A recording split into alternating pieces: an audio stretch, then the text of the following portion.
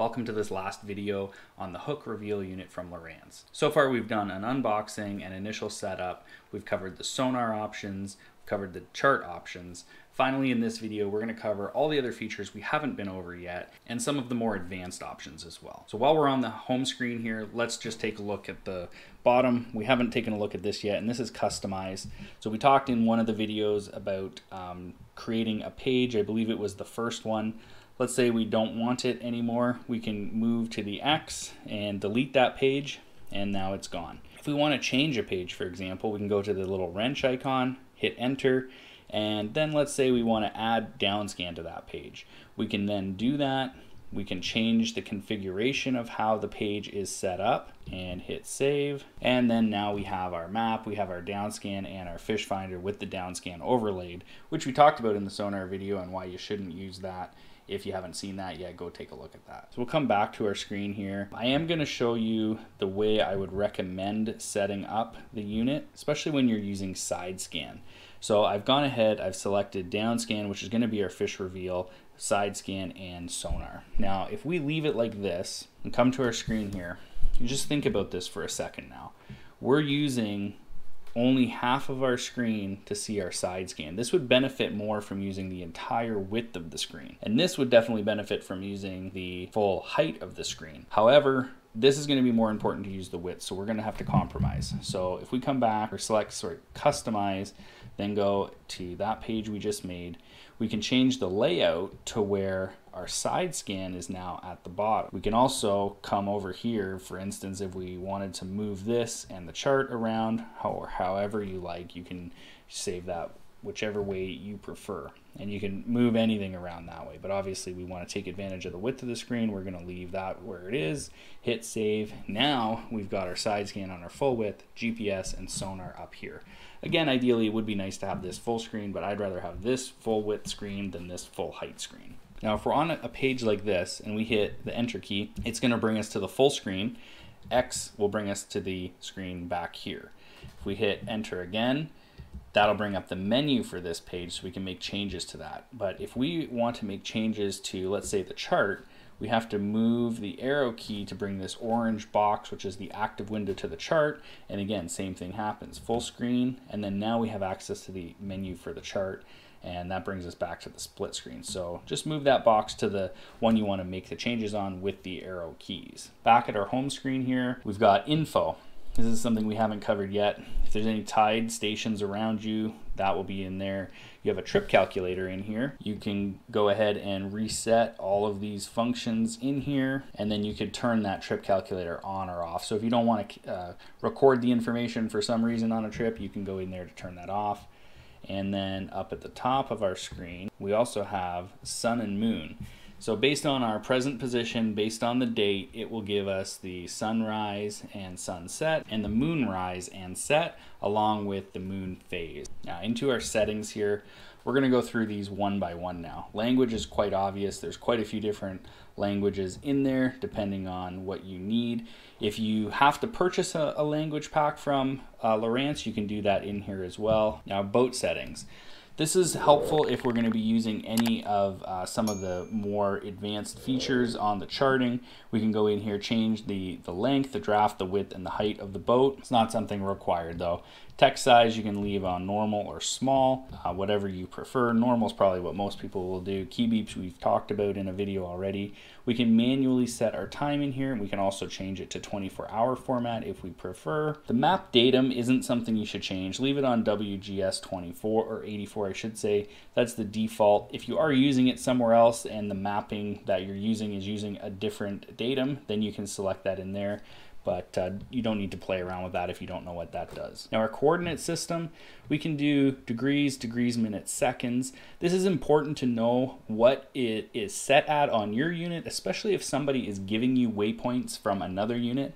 Let's say they give it to you in a UTM format. You're not going to be able to enter that in a degrees, minutes, seconds or degrees, minutes format. Even if they give it to you in degrees, minutes, you'd have to convert it to degrees, minutes, seconds. It's just a lot of work. So just know what format that is set to, and if you are going to be sharing waypoints with friends. Magnetic variance, you can manually set this if you want to have true north or just leave it at magnetic north. Satellites in here is where we're going to get our satellite status screen.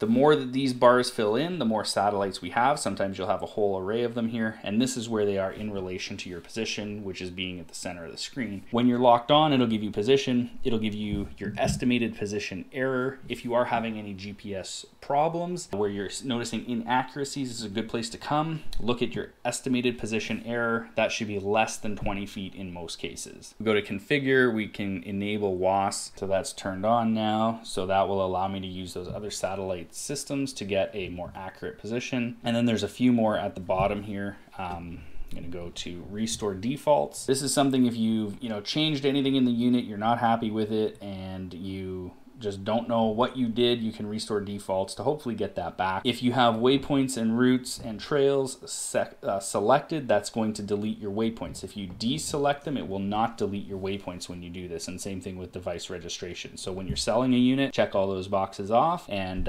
then it'll wipe the unit completely clean. And if you are looking at buying a used unit, take a look at this video that I've recently done with some tips that you should consider before purchasing a used fish finder. Our advanced menu here, this will just allow you to have waypoints with the same name turned on or off under the duplicate waypoint feature. So if you want to have that on or off, doesn't really matter. User interface, I wouldn't be playing with any of this stuff. This will allow you to adjust how fast the cursor starts to come up on your screen to move, or any other slider adjustments in this particular one. Features, we've kind of talked about this in the sonar video, where you can turn on or off certain features. Again, depending on what transducer you have selected, that may automatically turn some things on or off. And then your time zone, if you need to set the time zone where it's manually going to change based on, traveling offshore, chances are you're never going to have to deal with this with one of these particular units, but they have that feature in there anyway. You can register your unit with Lowrance, which we kind of talked about in the first video. It's going to ask you for the device code. Easiest way to do this is just scan this with your QR code reader on your phone, and then the about, where we're going to find our software information, serial number, what charting is loaded to this, and some other information in here about the screen and sonar version. This can be helpful for any troubleshooting. Support, you can go in here and we can create a report. This is going to give Lowrance all the information about you and your unit.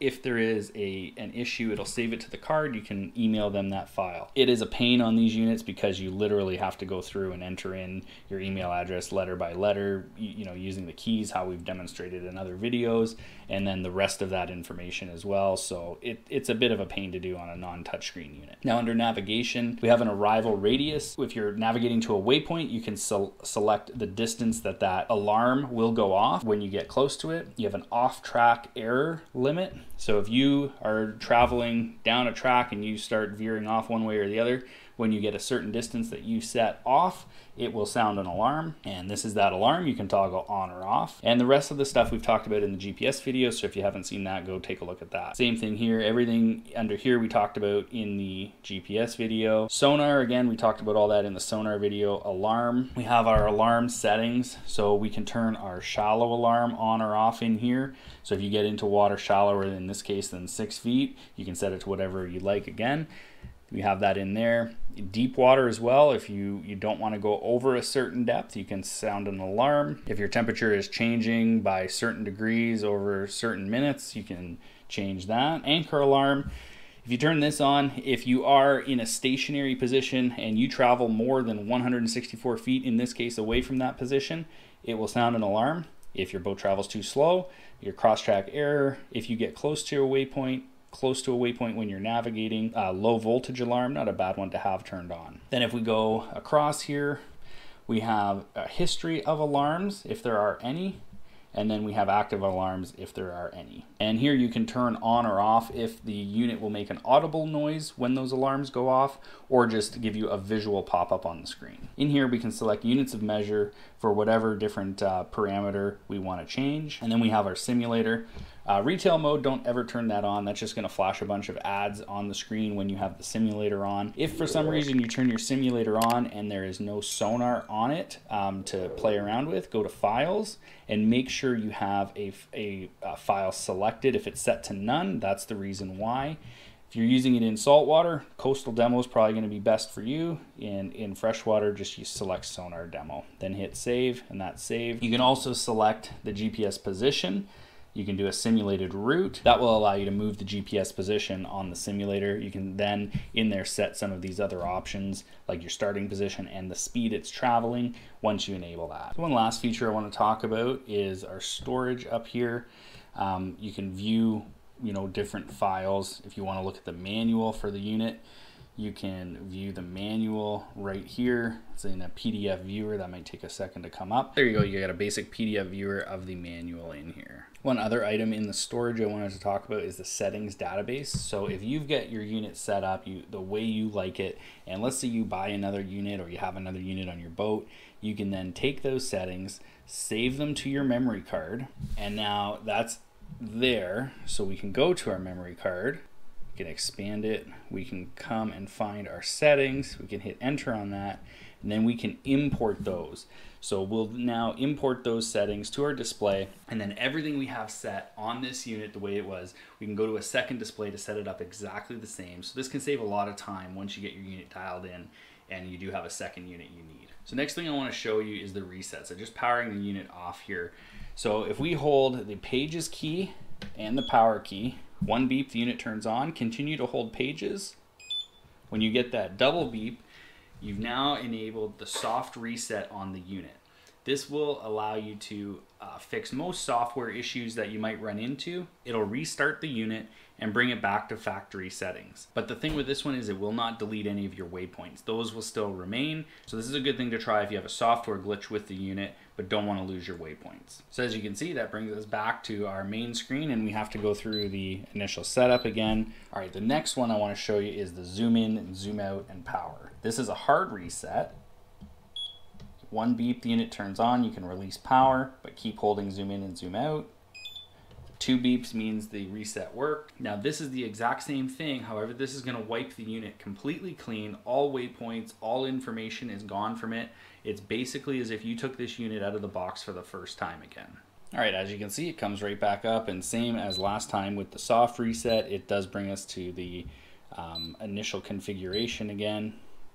All right, guys, thanks for joining me on this journey through the Lowrance hook reveal units. I hope you found it helpful if you have one of these or if you're considering buying one. Like I say, these are a good unit as a standalone entry-level unit for someone who doesn't need any networking, maybe just has one unit on their boat. Really high quality sonar, really good GPS, a lot of features on them for what they are, and they do come in at a very reasonable price. If you think I missed anything or you want to add anything to these videos, please use the comments in them to go ahead and discuss anything down there if you have any questions or need any clarification. So thanks for watching. Take a look at these other videos on my channel as well. Be sure to go through the different playlists that are there because there's lots of information on Lowrance and other brand products and just marine electronics in general. Thanks for taking a look. Please make sure to like these videos and subscribe to the channel and share them with a friend if you think they'll be helpful to them.